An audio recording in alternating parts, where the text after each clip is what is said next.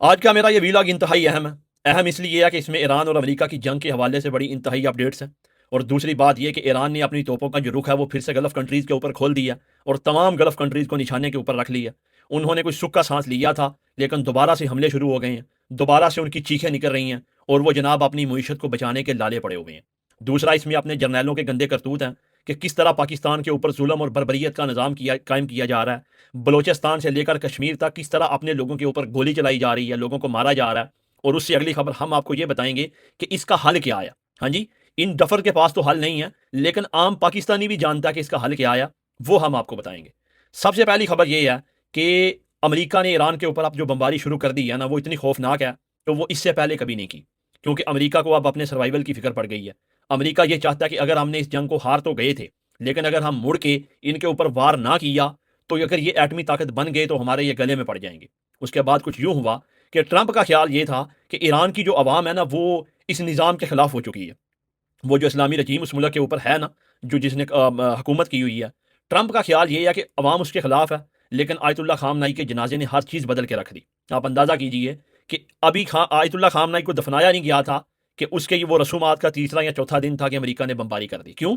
کیونکہ ٹرمپ کو یہ لگا کہ میرا تو خیال تھا کہ یہ عوام خلاف ہو رہی ہے اور میں آستہ آستہ اپنے منصوبوں میں کامیاب ہو جاؤں گا، لیکن یہ تو کام خراب ہو گیا، کیونکہ اس رسومات میں بتایا جا رہا ہے کہ کئی کروڑ لوگوں نے شرکت کی ہے، ایران سے لے کر عراق تک ہر شہر کے اندر وہ جلسے کیے گئے ہیں، ہر شہر میں رسومات ادا کی گئی ہیں، اور لاکھوں لوگوں نے شرکت کی ہے۔ یہی ہوتی ہے دلیروں کی آخری رسومات۔ جو دلیر ہوتے ہیں ان کے کوئی مذہب نہیں ہوتے، اور آپ نے دیکھا ہوگا کہ آیت اللہ خامنئی کے جنازے میں غیر مسلم لوگ شامل تھے، ہندو شامل تھے، وہ اس کے لیے اپنے طریقے سے دعائیں مانگ رہے تھے کہ اس دلیر بندے نے دلیری قائم کر کے رکھ دیا اور دنیا کو بتا دیا کہ اگر آپ کسی کی آگے جھک نہیں سکتے نا، تو دنیا کی سپر پاور ہو یا کچھ بھی ہو، وہ آپ کو جھکا نہیں سکتا۔ یہی ایک فیکٹ ہے۔ اس کے فوراً بعد اس نے بمباری شروع کر دی، حالانکہ مذاکرات کا معاملات آپس میں چل رہے تھے، لیکن اس نے ہر چیز کو ختم کر دیا۔ ظاہر ہے اب یہ جو درمیان میں سالس بن کے بیٹھے ہوئے تھے، یہ تو منہ میں چوسنی لے کے بیٹھے ہوئے ہیں نا۔ سالس کا کام تو یہی ہوتا ہے کہ اگر ایک فریق نے صلح توڑی ہے تو وہ اس سے جا کے پوچھے۔ اب ان بیچاروں کی یہ ویلیو ہے کہ یہ جا کے ٹرمپ سے پوچھ سکیں؟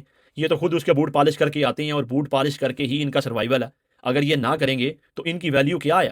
ان کی ویلیو تو اس کے سامنے جو ہے نا، وہ کسی اس کے ٹومی کے برابر بھی نہیں ہے۔ ان کی حیثیت ہی نہیں ہے کہ یہ اس کے سامنے بات کر سکیں جا کے۔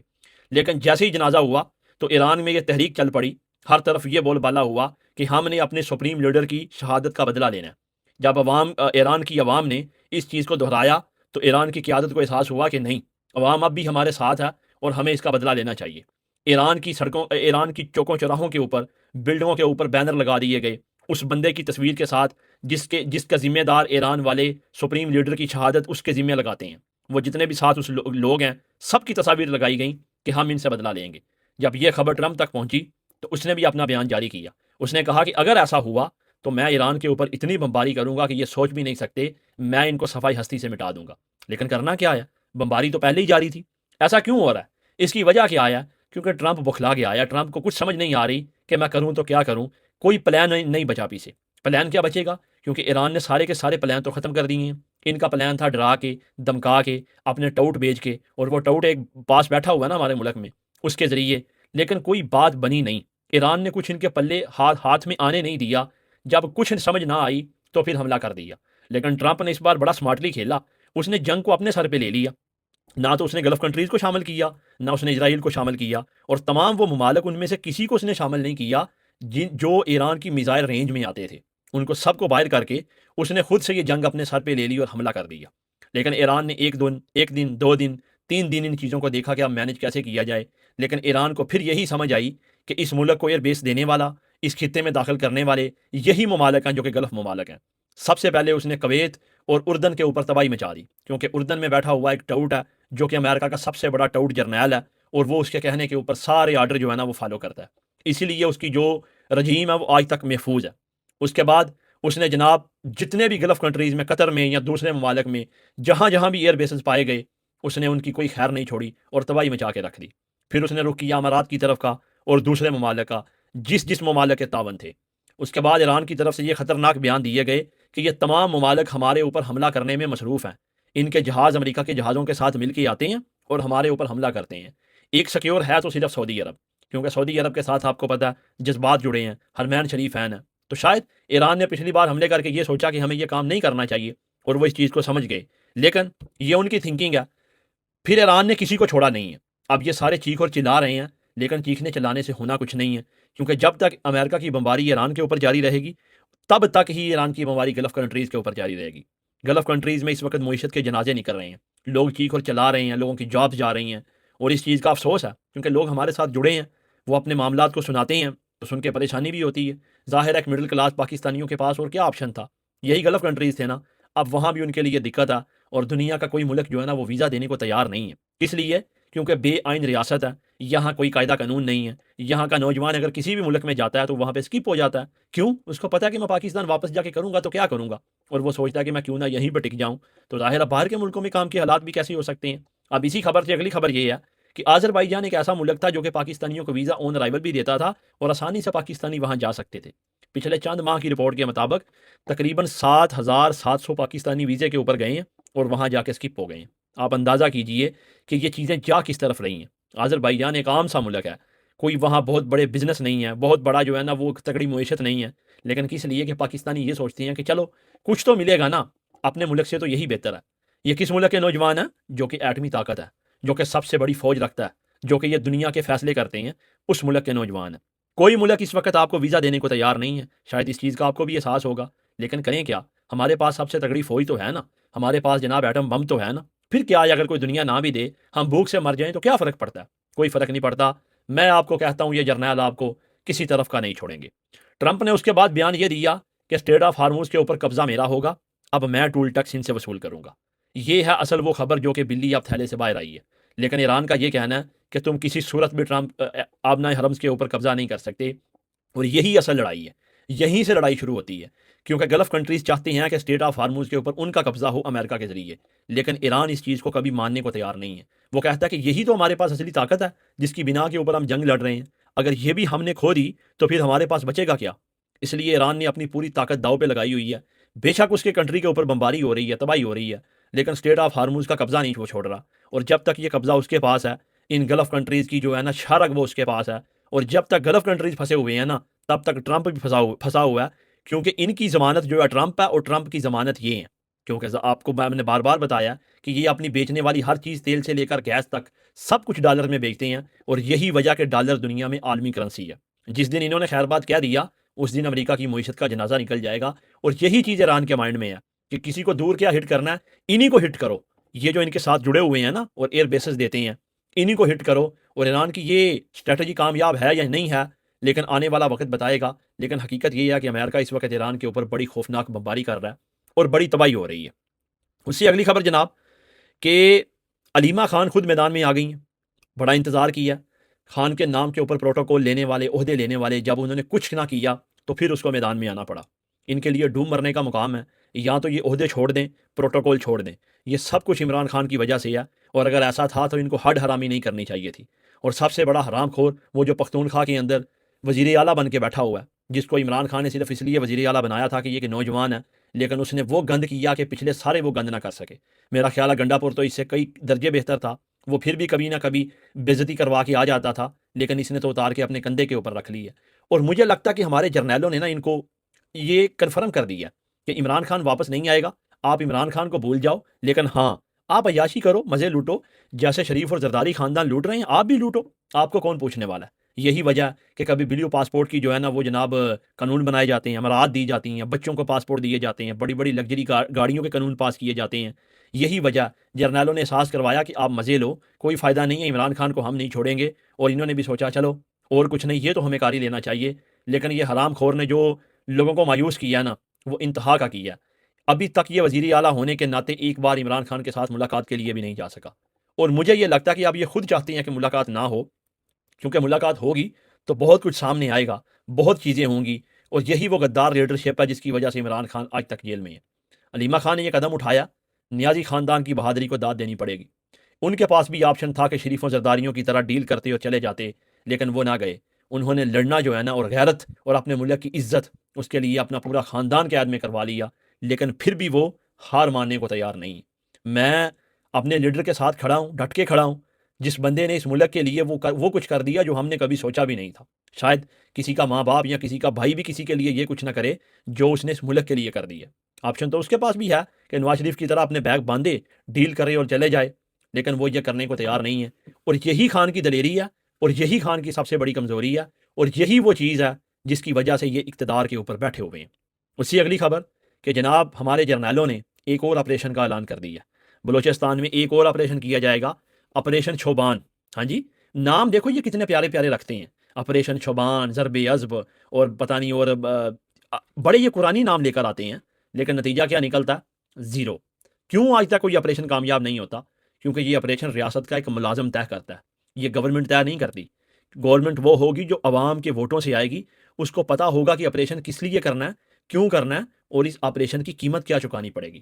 جب ایک جرنیل بیٹھے گا، بیٹھ کے وہ فیصلہ کر دے گا کہ فلاں جگہ پہ آپریشن کر دو، اس کو کیا پتا کہ وہاں لوگ کس کے ساتھ ہیں، لوگ کس کو سپورٹ کرتے ہیں۔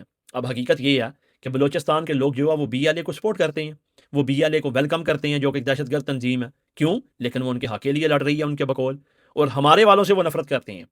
آپ غضب دیکھیے خدا کا، ڈوب مرنے کا مقام ہے ان کے لیے کہ ان کے لوگ ان سے نفرت کرتے ہیں، اور جن کو دہشت گرد کہتے ہیں ان سے وہ محبت کرتے ہیں۔ اب مجھے بتائیں، اگر کسی علاقے کے لوگ کسی تنظیم کے ساتھ محبت کرتے ہوں تو کیا ایسا ہو سکتا ہے کہ وہ ہار جائے؟ سوال ہی پیدا نہیں ہوتا۔ وہ ان کو پناہ دیں گے، وہ ان کے ساتھ کھڑے ہو جائیں گے، یہ کیا کر لیں گے؟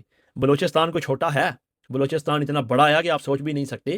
یہ تو چند کینٹ کے علاقے میں بیٹھے ہوئے ہیں، چند 100 کلومیٹر کے اوپر، باقی تو پورے پہاڑ ہے، ان کی حکومت ہے، وہ پورے شہروں کے اوپر قبضہ کر کے بیٹھ جاتے ہیں، اور یہ جناب منہ میں چوسنی لے کے بیٹھے ہوتے ہیں۔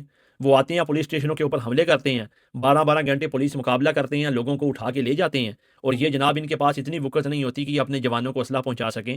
ہاں، خبر دینے کے لیے ضرور آتے ہیں کہ آج 27 چلے گئے، 30 چلے گئے، 45 چلے گئے، بہت اتھینٹک خبر دیتے ہیں، لیکن جو کرنے والا کام ہے وہ نہیں کرنا۔ اور اتنے شہید کروا کے بھی ان کا اعلان یہ ہوتا ہے کہ ہمارے جوانوں نے جام شہادت نوش کیا، اور دشمنوں کے جو ہے نا مذموم مقاصد میں کامیاب نہیں ہونے دیا۔ اور کون سے مذموم مقاصد ہیں بے؟ وہ تمہارے 40-45 بندوں کو لے گئے، شہید کر دیا انہوں نے، اور کیا کرنا تھا انہوں نے؟ جو کرنا تھا کر دیا، وہ تو کامیاب ہو گئے۔ اور یہی چیز ہے، اب پچھلے 20-30 سال کی تاریخ اٹھا کے دیکھ لیں، ان ڈفرز نے یہی کچھ کیا، آپریشن پہ آپریشن، آپریشن پہ آپریشن، لیکن نتیجہ زیرو، کسی ایک کا نتیجہ بھی نہیں نکلا۔ اس کی وجہ یہ ہے کہ سیاسی لوگ تو بیچارے ان کے محکوم ہیں، جس کو عوام ووٹ کرتی ہے اس کو اٹھا کے یہ جیل میں ڈالتے ہیں، یا ڈیل کر کے ملک سے باہر بھیج دیتے ہیں۔ اور جب عوام کا منتخب نمائندہ یہ فیصلہ ہی نہیں کرے گا، فیصلہ کوئی جرنیل کرے گا، تو ایک جرنیل کتنا عقل مند ہوتا ہے؟ اس کو تو پہلے دن سے بندوق پکڑا کے یہی آرڈر دیا جاتا ہے کہ جو تمہارے بوس کا آرڈر ہوگا تم نے وہ ماننا ہے، وہ آئینی ہو، وہ غیر آئینی ہو۔ اور ہوتا ہے الیکشن کے دنوں میں، آپ دیکھیں جب یہ بڑا اوپر بیٹھ کے یہ آرڈر دیتا ہے کہ ڈبے اٹھا کے ووٹ چوری کر لو، تو کون کرتا ہے؟ نیچے والے جوان کرتے ہیں نا۔ حالانکہ وہ کہہ سکتے ہیں کہ بھئی یہ آئین کے خلاف ہے، لیکن ان کو سکھایا ہی نہیں گیا۔ اور ہماری پوری بیوروکریسی میں یہی کچھ ہے۔ آپ پولیس کو اٹھا لیں، پٹوار کو اٹھا لیں، کوئی محکمہ اٹھا لیں، افسر غیر آئینی کام بھی کہتا ہے تو کسی کی یہ ہمت نہیں ہوتی کہ اس کو کہہ سکے کہ جناب یہ کام تو غیر آئینی ہے، ہم کیوں کریں؟ لیکن کرنا ہے، کیونکہ سکھایا یہ جاتا ہے کہ آپ نے یس کرنا ہے۔ یہ وہ پالیسی ہے جو جرنیل ان کے جو گورا ان کے دماغوں میں بھر کے چلا گیا کہ یہ اسی کو فالو کرتے ہیں۔ اب انہوں نے آپریشن کرنا شروع کر دیا، اللہ کرے یہ کامیاب ہو جائیں۔ مارنا چاہیے دہشت گردوں کو، لیکن ہمیں حقیقت کا پتہ ہے، جو چیزیں دیوار کے اوپر لکھی ہوں نا وہ کبھی بدلی نہیں جاتی۔ اور کچھ ان کے ٹاؤٹ آ کے ہم کو باتیں کرتے ہیں، بھائی آپ جو ہے نا اس کے خلاف ہو، آپ ملک کے خلاف بولتے ہو۔ اب یہ کاہے بے، ہم ملک کے خلاف بولتے ہیں؟ ہم اس آئین کی بات کرتے ہیں جو آئین ہمارے اور ان کے اور آپ کے درمیان ہے، اس کو پابندی سے مانیں، جس کا حلف لیا ہوا ہے۔ اگر بندوق اٹھا کے پہاڑ کے اوپر چڑھنے والا دہشت گرد جو ہے نا، وہ اس کو دہشت گرد آپ کہتے ہیں اور باغی کہتے ہیں، تو جو پاکستان کے ووٹ چوری کرتا ہے وہ کیا ہے؟ یعنی کہ جو بندہ آئین کو نہیں مانتا، وہ چاہے پہاڑ کے اوپر چڑھے یا وردی میں ملبوس ہو، وہ دونوں ہی آئین کے باغی ہیں۔ اور آئین کے باغی کی سزا کیا ہے؟ آرٹیکل 6۔ وہ پھر کوئی بھی ہو، سب کے اوپر لگنا چاہیے۔ اور ایک کے اوپر لگا تھا لیکن وہ تب قبر میں تھا۔ لیکن نہیں، جس دن قانون کی عمل درآمد اس ملک میں ہو گیا نا، کسی جرنیل کی اس دن ہمت نہیں ہوگی کہ یہ سب کرے۔ لیکن ابھی تک تو یہ نظام جرنیل کی مٹھی میں ہے، اس کو کیا فرق پڑتا ہے؟ کوئی عدالت، کوئی کورٹ، کوئی وکیل، کوئی حکومت، کوئی کچھ ہے؟ جو وہ فیصلہ کرتا وہ آرڈر لکھ کے بھیج دیتا، اور یہ ٹاؤٹ بیٹھے ہوئے اس کے اوپر سائن کر کے اس ملک کا ڈیتھ سرٹیفکیٹ بناتے ہیں اپنے دفتروں میں، اور پھر اپنے لوگوں کو مارنا شروع کر دیتے ہیں۔ یہی گند مشرف نے شروع کیا تھا، آج تک چلا آ رہا ہے۔ پالیسی آج بھی وہی ہے، آپریشن کرو اور لوگوں کو مار دو۔ لیکن ان کو یہ نہیں پتا کہ ان کی یہ پالیسی اپنے لوگوں کو اپنے خلاف کر رہی ہے، لیکن نہیں سمجھیں گے، کیا فرق پڑتا ہے؟ ان کے بجٹ لگے ہوئے ہیں، ان کو الاؤنس مل رہے ہیں، ان کے کینٹ مزے میں ہیں، ان کو کوئی اس چیز کا فرق نہیں پڑتا۔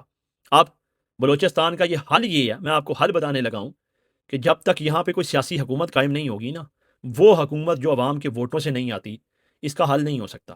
کیونکہ وہ آئے گی، ان کو پتا ہوگا کہ ہم نے لوگوں کو کیسے لیڈ کرنا ہے، وہ وہاں کے مقامی لوگ ہوں گے، ان کو پتہ ہوگا کہ کس بندے کا کیا کردار ہے، 3 سے 4 سال کی گیم ہے، یہ سب ٹھیک ہو جائے گا۔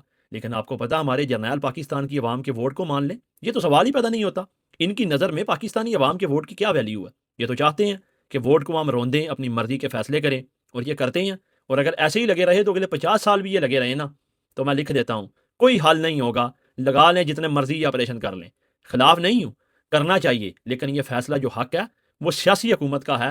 لیکن یہ سیاسی حکومت بننے دیں تو تب نا، یہ تو کشمیر سے لے کر بلوچستان، اور بلوچستان سے پنجاب تک انہوں نے بندوق پکڑی ہوئی ہے اپنے لوگوں کے اوپر۔ ایسی بدبختی ہے کہ انہی لوگوں کا ملک اور انہی کے اوپر بندوق۔ یہ مثال آپ کو صرف یہاں پہ ملے گی، اور کہیں پہ یہ آپ کو مثال نہیں ملنے والی۔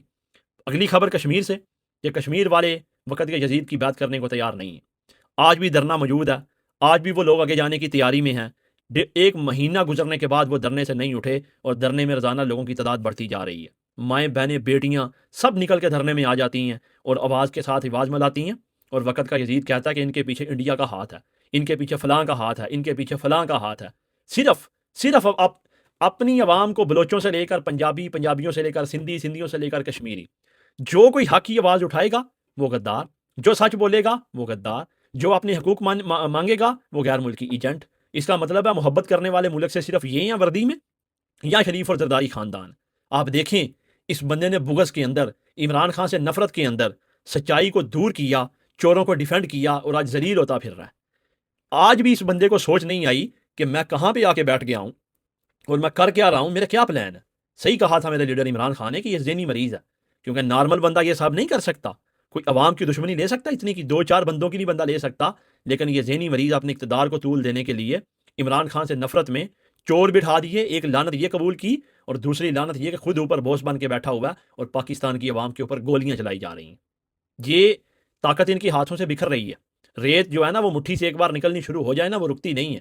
وقت تو لگے گا، لیکن لوگ ان کے خلاف ہو چکے ہیں۔ ہاں، رقبہ دنیا کے نقشے کے اوپر موجود ہے، اور انشاءاللہ موجود رہے گا، یہ میرا ملک ہے، لیکن لوگ صرف نفرت کرتے ہیں، اور نفرت کے علاوہ کچھ بھی نہیں کرتے۔ اور آواز اٹھانی پڑے گی۔ آواز اٹھانے کے لیے سب سے بہترین یہ ہے کہ آپ بول نہیں سکتے تو جو لوگ بول رہے ہیں ان کی ویڈیوز کو شیئر کریں۔ آپ جتنا شیئر کرتے جائیں گے، یہ بولنا ان کو بڑی تکلیف دیتا ہے، یہی سب سے تکلیف دہ ہے۔ بندوق والا شاید اتنی تکلیف نہیں دیتا جس کی ہم خلاف ہیں۔ ہم پاکستان کی آئین اور جمہوریت کے اوپر یقین رکھنے والے پرامن شہری ہیں، اس لیے ہم یہ مطالبہ کرتے ہیں کہ ان کو اپنی آئینی ڈومین میں واپس جانا چاہیے، ان کو اپنی بارڈر سیکیورٹی سنبھالنی چاہیے، جو یہ آج تک سنبھال نہیں سکے، اور پاکستان کی حقیقی جو جمہوری لیڈر ہیں جن کو پاکستان نے منتخب کیا، ان کو فیصلے کا حق دینا چاہیے۔ آپ نے ان ویڈیوز کو شیئر کرنا ہے، آواز اٹھانی ہے، تاکہ ان کی چیخیں نکلیں۔ ہمارا بولنا جو ہے نا وہ ان کی چیخیں نکلواتا ہے، اور یہی ایک سوشل میڈیا جس کے ذریعے ہم اپنے لیڈر کا پیغام ہر بندے کو پہنچا سکتے ہیں، اور تحریک کو زندہ رکھ سکتے ہیں۔ اگر ہار اس نے نہیں مانی تو ہاریں گے ہم بھی نہیں، اور ہارنا آپ نے بھی نہیں۔